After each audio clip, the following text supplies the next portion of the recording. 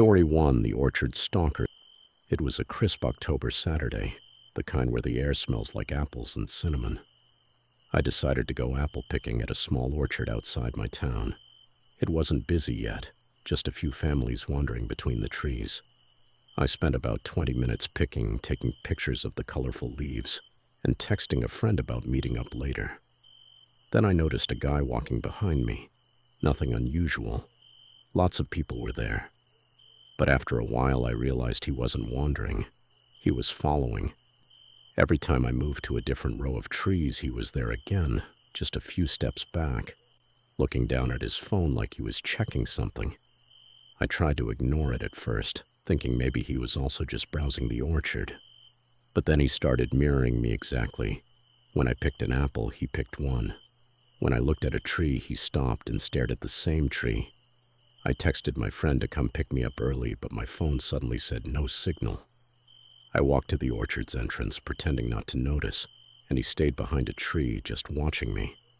When I got to my car, I saw him across the small parking lot, standing perfectly still, staring at me.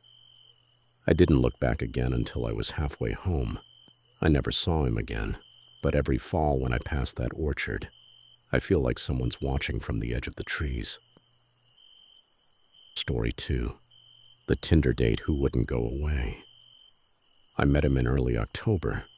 His name was Eric, or at least that's what he called himself. We matched on Tinder the same night I downloaded the app again, mostly out of boredom. His profile was normal enough. Pictures at coffee shops, hiking trails, a dog. He seemed harmless, even charming. He texted just enough to seem genuinely interested, and after a few days, he asked me if I wanted to grab a drink at a small bar downtown that did an annual fall crawl. Themed drinks, pumpkin beer, fake cobwebs everywhere. I said yes. When I got there, he was already waiting outside. He looked like his pictures mostly, but something about his energy felt off.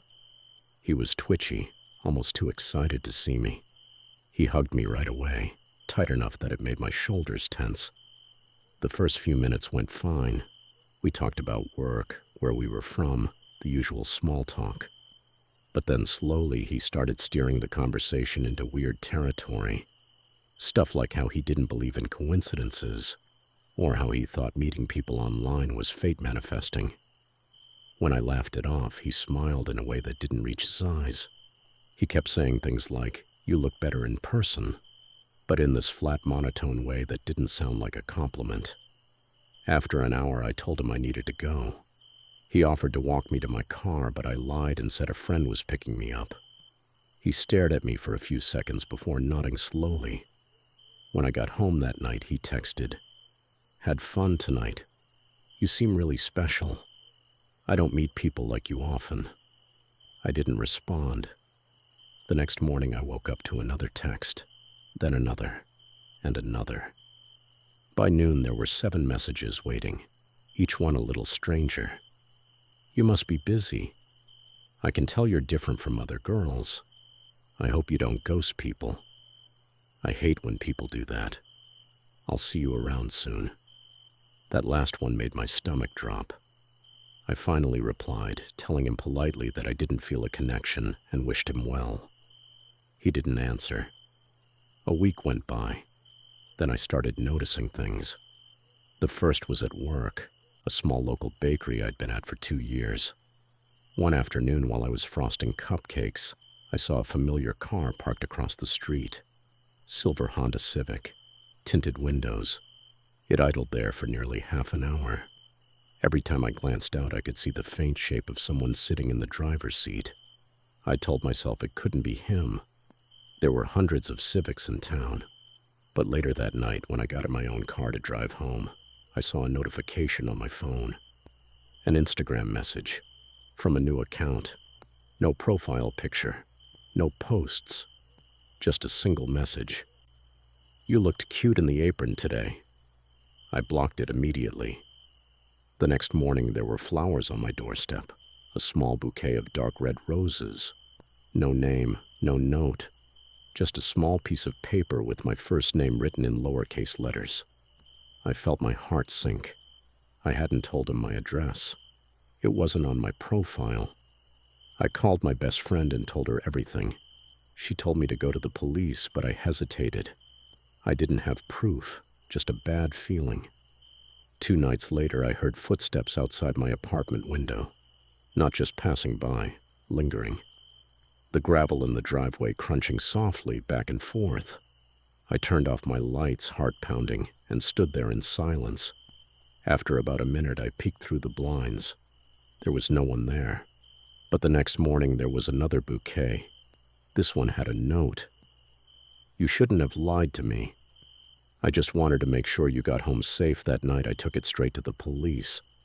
They filed a report, but without a full name, license plate, or proof, there wasn't much they could do. I started parking at different places every day, changing my routine. A week later, I got a call from an unknown number while I was closing the shop. I let it go to voicemail. When I listened, my stomach turned cold. It was quiet for about 10 seconds, just breathing. Then his voice. "You don't need to be afraid. I just think we were meant to meet again somewhere quieter." I quit the bakery 2 days later. My landlord let me break my lease when I explained what was happening. I moved in with my cousin across town.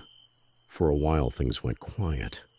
Then in early November, I got a text from a random number. "You shouldn't have run away." I wasn't done yet.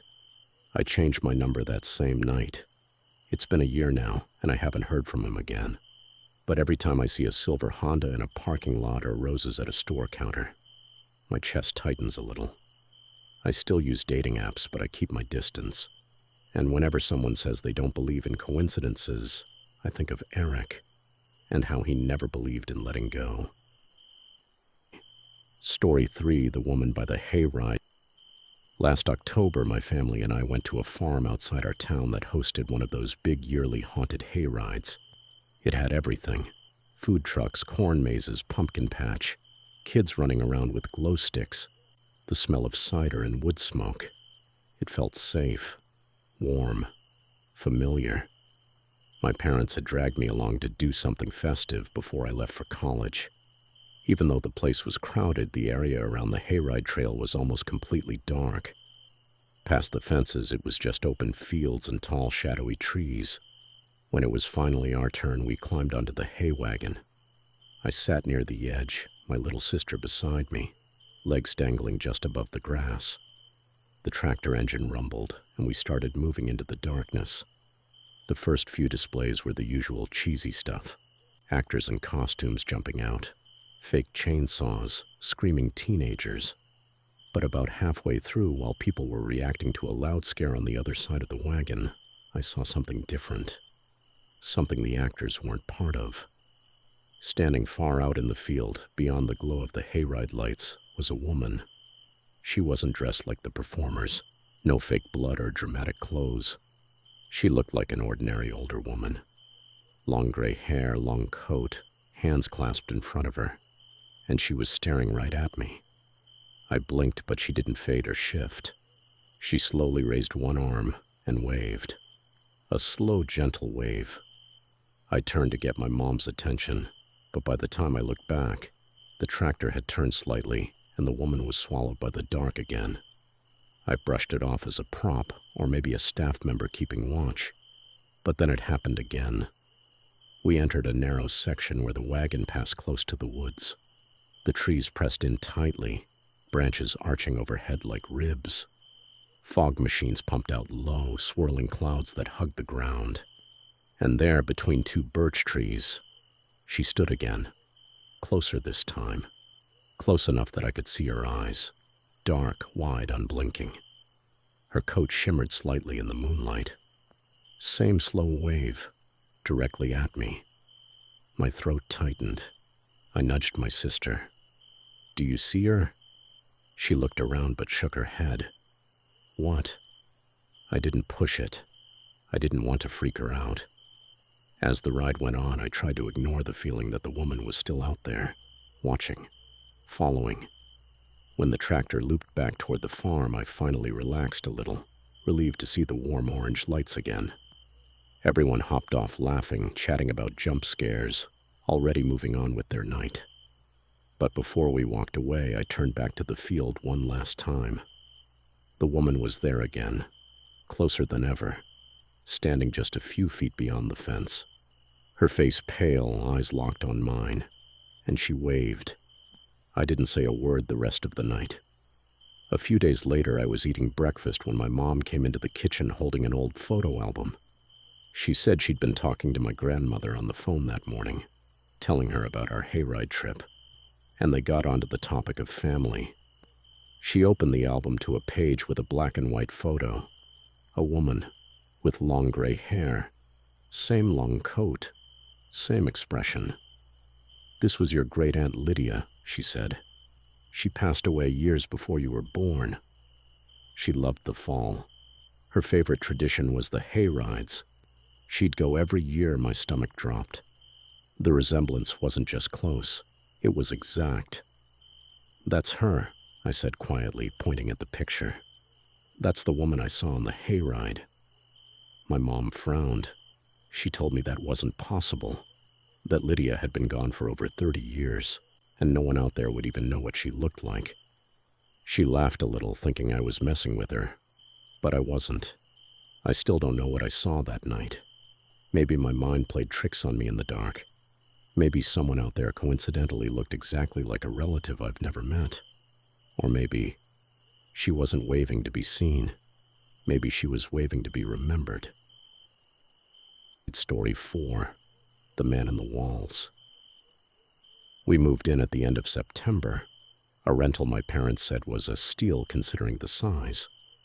I didn't question it at the time, but looking back, a cheap house that big should have been a warning sign. There's always a reason. My room was on the second floor, right below the attic. The first few nights I heard noises above me, slow, heavy footsteps. My dad said houses like this settle, and I wanted to believe him.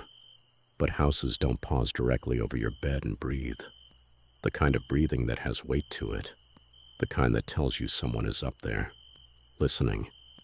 The footsteps became a nightly routine, always around 3 a.m., back and forth. Back and forth. One morning, I finally asked my parents to check the attic. Reluctantly, Dad went up. When he pushed open the door, cold air spilled out, like the windows had been left open. But they hadn't. The attic was empty, completely bare, except for one thing. A chair facing the attic stairs. Dad joked that the last owners must have left it, but I noticed drag marks on the floor, fresh ones, like it had been recently moved closer, toward the vent that connected to my room. Dad didn't notice. Mom didn't want to. That night I slept in my sister's room, trying to pretend I wasn't terrified. She fell asleep instantly. I stayed wide awake. At 3:11 a.m. earlier this time, the footsteps began, but they didn't stay in the attic. Slow, creaking, down the attic stairs. My heartbeat drowned out the sounds, but I heard them clearly. Tap. A long pause. Tap, as if whoever it was testing each step. Then the attic door hinges squealed. I nudged my sister awake, whispering that someone was in the house. She was annoyed, until the hallway floorboards groaned under a shifting weight. Someone was out there, right outside her door. We held our breath, terrified he would try the doorknob, but after a long minute of silence, the footsteps slowly retreated. Back up, back to the attic. We didn't sleep. Dad called an exterminator the next morning, thinking maybe raccoons were getting inside somehow. But the guy didn't find animals. What he did find was much worse. Scratches on the inside of the attic door. Long ones. Some looked fresh. The exterminator suggested calling the landlord. Dad did. That night I overheard the phone call.